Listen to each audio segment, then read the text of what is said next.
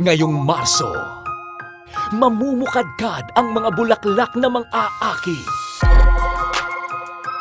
mang-aaliw, at bibihag sa inyong mga puso. Pinagbibidahan ng dalawa sa pinaka-nakakabighaning bagong mukha sa telebisyon, RC Munoz at si Ritz Azul. Tampok ang pinakamahuhusay na artista on Philippine Primetime. Management will do everything for the best of the show. Alam ko naman na hindi mo ako papabayaan eh. Ang importante, mahalin mo ang trabaho mo. Tandaan mo yan. Ang maabong na ikalawang drama-serye ng TV5. Lucas,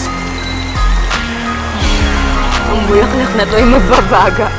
Mga nagbabagang bulaklak, Lunes hanggang Biyernes, pagkatapos ng babaeng hampas lupa sa TV5.